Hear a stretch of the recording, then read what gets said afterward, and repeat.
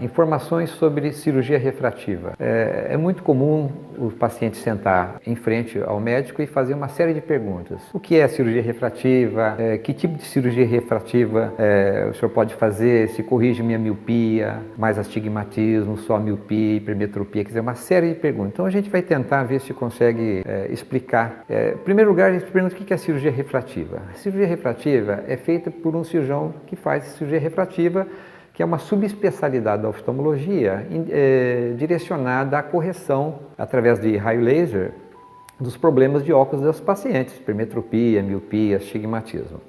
Eles perguntam também se é possível corrigir a miopia juntamente com o astigmatismo. Sim, perfeitamente. A hipermetropia com astigmatismo, mesma coisa, pode-se corrigir tudo. É um procedimento seguro?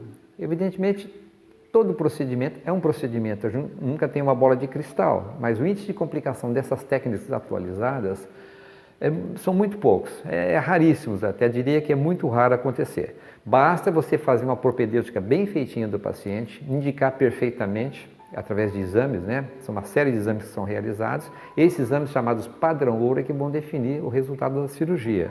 Qual tipo de anestesia usada, eles perguntam também. A anestesia tópica é local, é colírio local. Vai ser feito só através de colírio, mais nada, não há necessidade de mais nada. Perguntam também se a cirurgia é dolorosa. Não, cirurgia não é dolorosa porque o olhinho está anestesiado. Então não existe dor. Quanto tempo a gente pode ficar afastado do serviço? Outra pergunta comum. Geralmente eu deixo 3 dias.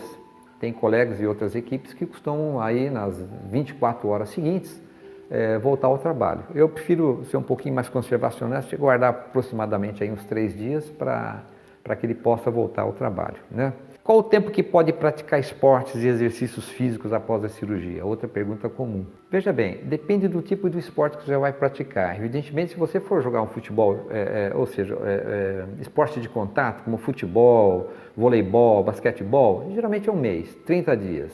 Agora, quando é prática de exercício, se tudo estiver bem, evitar a natação, evidentemente, mas exercício de academia, no máximo 10 dias já está em condições de fazer isso aí.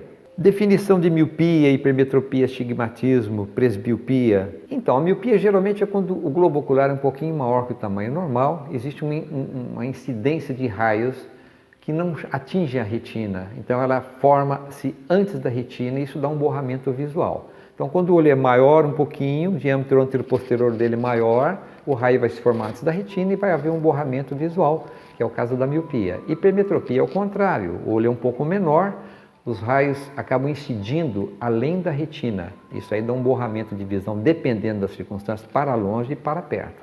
É o pior vício de refração que existe do ponto de vista de correção cirúrgica, não é tão assim aceitável, tão fidedigno quanto a miopia. E astigmatismo é quando existe um defeito de curvatura da córnea. Essa córnea ela é um pouquinho mais curva, ela pode apresentar irregularidades, pode apresentar, e com essas irregularidades, gerar os astigmatismos chamados assimétricos, né? E qual o tipo de exame que a gente tem que fazer? Outra pergunta do paciente. Que tipo de exame que a gente faz, doutor? Normalmente, a gente considera padrão ouro o exame chamado topografia de córnea. Essa topografia de córnea, ela mede direitinho sobre as possíveis irregularidades com relação ao astigmatismo, se o paciente tem um astigmatismo assimétrico, se o paciente tem um astigmatismo irregular, ela vai dar essa coordenada para a gente. Hoje em dia existe um outro exame aí, que é mais fundamental, muito mais importante que eu diria, que chama Pentacam. É como se fosse, vamos dizer assim, uma tomografia da córnea, onde você mede a córnea tridimensionalmente, pega-se uma visão de profundidade da córnea e dá um pouco mais de certeza para a gente sobre o prognóstico da cirurgia, se vai dar tudo certo, se não vai dar. E o terceiro passo é a chamada de paquimetria, onde você mede a espessura da córnea. Essa córnea tem que estar espessa, tem que estar uma espessura boa para que haja sucesso da cirurgia. E os tipos de cirurgias que existem para miopia, basicamente são 2, a técnica chamada LASIK e a técnica chamada PRK.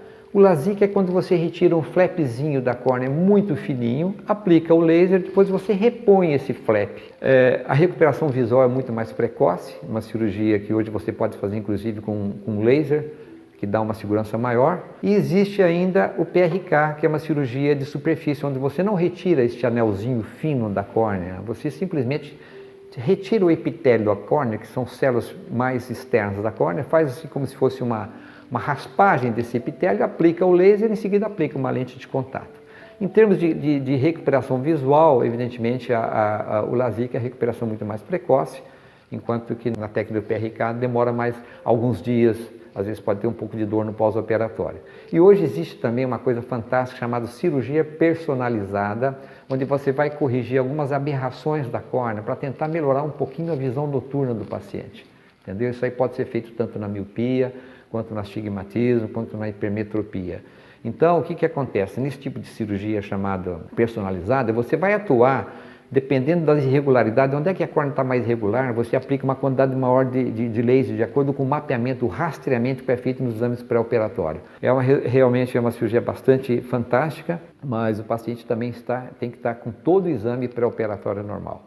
Basicamente é isso aí. Maiores explicações, evidentemente, o paciente senta, a gente conversa, você tem que saber o perfil psicológico do paciente, saber se ele está apto à cirurgia ou não. Os exames têm que estar perfeitamente normal. Eu gosto que estejam totalmente dentro da normalidade. Se houver alguma margem de dúvida, eu prefiro não fazer e oriento o paciente a não fazer, sabe? Então, para que isso tenha sucesso absoluto, tá bom?